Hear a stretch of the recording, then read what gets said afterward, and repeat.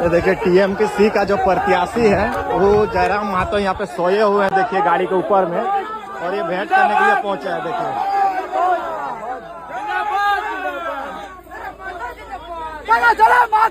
नमस्कार, जोहार। आप देख रहे हैं न्यूज में हूं निशा मिश्रा। ये स्वाग देख रहे हैं जो अभी आपने देखा, स्कॉर्पियो के छत पर सोए हुए टाइगर को जगाकर टीएमसी का प्रत्याशी आता है, मिलता है, हाथ मिलाता है, आशीर्वाद लेता है। ये स्वैग, ये ऑरा सिर्फ झारखंडी टाइगर का ही हो सकता है। भारतीय जनता पार्टी की ओर से जो जंगल महल में उनके प्रत्याशी हैं अजीत महतो के बेटे विश्वजीत महतो ने दावा किया था कि भाई जेल के हम दूर दूर तक रेस में नहीं है, भारतीय जनता पार्टी सबसे आगे चल रही है जंगल महल में। लेकिन ये ऑरा देखकर एक बात तो समझ में आ गया है कि इस गर्मी के मौसम में बंगाल में ठंडी ठंडी आइसक्रीम खाकर जयराम महतो विपक्षियों का पारा ऊपर चढ़ा रहे हैं और उनका आइसक्रीम पिघला रहे हैं। वैसे आइसक्रीम बंगाल का कैसा है ये तो जयराम ने बता दिया कि भाई कुछ खास अंतर नहीं है। झारखंड के आइसक्रीम और बंगाल के आइसक्रीम का स्वाद अमूमन एक जैसा ही है। बता दें कि जयराम को लोग इसलिए पसंद नहीं करते हैं कि जयराम बहुत कम उम्र में इस मुकाम पर पहुंचे हैं। जयराम को लोग इसलिए पसंद करते हैं कि वो उनके बीच का है। आज भी आप इन वीडियोस में देख सकते हैं कि जयराम आम जनता के बीच बैठकर अपने हाथों से ऐसे चावल दाल सब मिलाकर खा रहे हैं जैसे एक आम जनता, आम गरीब परिवार, मजदूर वर्ग खाता है।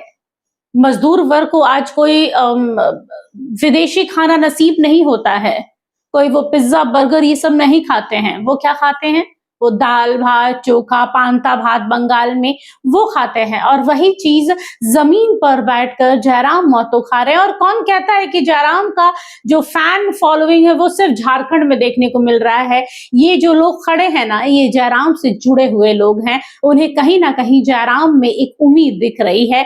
इस दौरान जयराम ने क्या कहा है, आइए एक नजर डाल लेते हैं। स्टेज बंगाल में फिलहाल यही रहेगा, क्योंकि बंगाल रहे चाहे झारखंड रहे, हम लोग का जो स्टेज रहा है झारखंड में वही स्टेज बंगाल में भी रहेगा। टेस्ट कैसा है आइसक्रीम का? ठीक लग रहा है, डुप्लीकेट लग रहा है यार। बचपन में जो खाते थे आइसक्रीम नहीं है, इसका क्रीम ठीक नहीं लग रहा है। बैरियर को हमने खत्म कर दिया है। जनता ने मुझे चुना है, जनता बिल्कुल मेरे सामने मेरे करीब बैठ सकती है। जनता मुझसे अपने घर के सदस्य के जैसे बात कर, नुक्कड़ सभाओं के माध्यम से, पॉकेट सभाओं के माध्यम से लोगों के बीच जाएं, उनके टोलों में, उनके गांवों में, उनके मोहल्लों में, उनके कस्बों में, और उनसे सीधा बंगाल में भी जमीन में बैठ गए हैं। बड़े बड़े नेता लोग, स्टार प्रचारक लोग आ रहे हैं, बड़े बड़े स्टेज पे बैठ रहे हैं, तो यहाँ से क्या संदेश देना चाह रहे हैं? देखिए, जमीन से यही संदेश देना चाहेंगे कि सत्ता को, सरकार को जमीन से जुड़कर रहना चाहिए, और जमीन से बैठकर यही संदेश देंगे कि आम व्यक्ति तक, अंतिम पायदान पे जो व्यक्ति है उसके लिए सोचना चाहिए सरकारों को। उसकी शिक्षा, उसके स्वास्थ्य, उसके रोजगार, उसके सर्वांगीण विकास।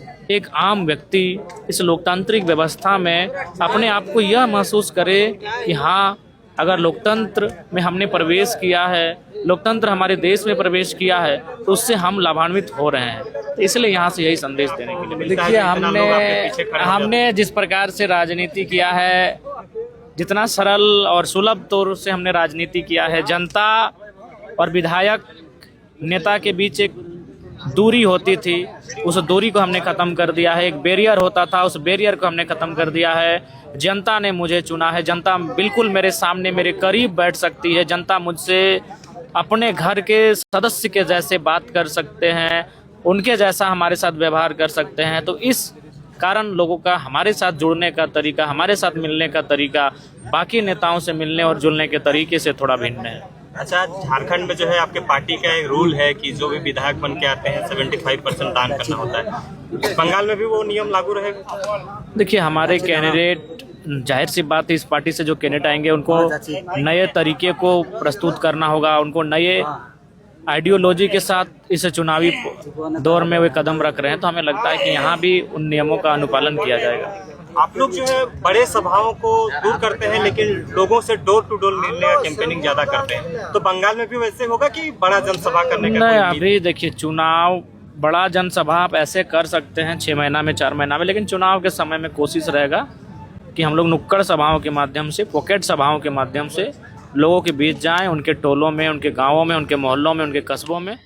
देखिए, जो लोग ये कह रहे थे ना कुछ दिन पहले विश्वजीत महतो की पार्टी की ओर से, भाजपा की ओर से, कि टीएमसी, सीपीआई और जेएलकेएम बहुत पीछे है, एक नंबर पर भाजपा चल रही है, अब टीएमसी के लोग जयराम के पास आशीर्वाद लेने जा रहे हैं, उनका जो जोश है, जो खुमार है, वो जयराम के जो ऑरा है उनके सिर पर चढ़कर बोल रहा है। ये जीता जागता सबूत है, इसको उदाहरण देने की जरूरत नहीं है। जयराम एक बागीचे में बैठे हुए हैं जालदा में और उसकी स्कॉर्पियो पे चढ़कर आराम फरमा रहे हैं। इसी दौरान प्रचार प्रसार में जुटे टीएमसी का एक कार्यकर्ता, एक प्रत्याशी आता है और जाकर जयराम को उठाकर उनसे मिलता है, उनका आशीर्वाद लेता है, हाथ मिलाते हैं, कुछ गुफ्तगू होती है और उसके बाद वो निकल जाता है। और इस दौरान स्कॉर्पियो से नीचे खड़े जितने जयराम के समर्थक कार्यकर्ता होते हैं वो जिंदाबाद जिंदाबाद कहने लगते हैं, अमूमन जो देखने को मिलता है। देखिए, औरा जयराम का ऐसा है ना कि इसको सिर्फ झारखंड तक ही सीमित नहीं रहा है, ये बंगाल तक पहुंचा है। बंगाल के जंगल महल में कितना कामयाबी मिलता है ये तो आने वाला कुछ दिन ही कहूंगी, अब महीने नहीं रह गए हैं, कुछ दिन के बाद ही पता चल जाएगा। अगले महीने तक आपको कंफर्म हो जाएगा कि भाई कौन आ रहा है, कौन कितनी सीटों से आगे है, जीत रहा है या क्या है, सारा अपडेट आपको मिलेगा। लेकिन सच्चाई तो यही है कि इतने कम उम्र में और जेल के अपने पार्टी का एकमात्र विधायक जो दम दिखाने के लिए तैयार है, उस पार्टी की भी हिम्मत नहीं हुई है जो जयराम जेल के से बहुत पहले से है। मैं आजसू की बात कर रही हूँ। आजसू ने लड़ने से पहले ही मैदान छोड़ दिया और जयराम उस ऐसी जगह पर जाकर लड़ रहे हैं जहां पर उन्हें भी पता है कि बीजेपी और टीएमसी के अलावा उन पर किसी का ध्यान ज्यादा नहीं जाएगा। लेकिन फिर भी उनकी दूरदर्शिता को ये दर्शाता है कि उन्हें पता है कि मेरी क्षमता, मेरी पकड़ सिर्फ झारखंड तक नहीं रहेगी, उन तमाम लोगों तक, मजदूर वर्ग तक जाएगी, शोषित लोगों तक जाएगी जो भारतवर्ष के कोने कोने में है।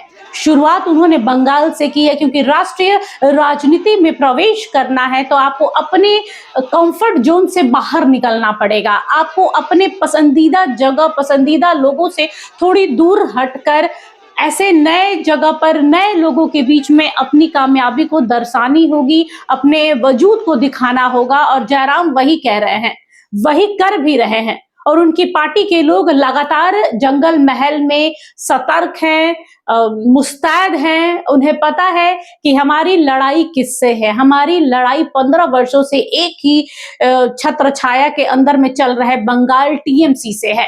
हमारी लड़ाई भारतीय जनता पार्टी से है। देश की सबसे बड़ी राजनीतिक पार्टी अगर कोई है तो वो भारतीय जनता पार्टी है, उससे है।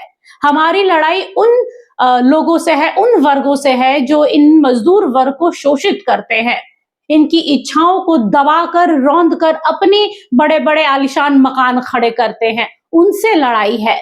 और जयराम ने पूरी जान फूंक दी है उसमें। और जब से पता चला है कि आजसू ने पहले ही पैर हाथ सब खींच लिए हैं पीछे, तब से जयराम और फुल फॉर्म में जालदा में लगे हुए हैं। यही कहेंगे कि जयराम का हौसला बुलंद है, जनता का प्यार है, समर्थन है। अब देखना दिलचस्प होगा कि 23 और 29 के वोटिंग में कितना इसका लाभ मिलता है जेएलकेएम और जयराम को। फिलहाल के लिए बस इतना ही। देखते रहिए एचएनएन न्यूज। नमस्कार। जोहार। तो हमारा ये वीडियो अच्छा लगा तो इसे लाइक करें, शेयर करें और हाँ, सब्सक्राइब करना ना भूलें।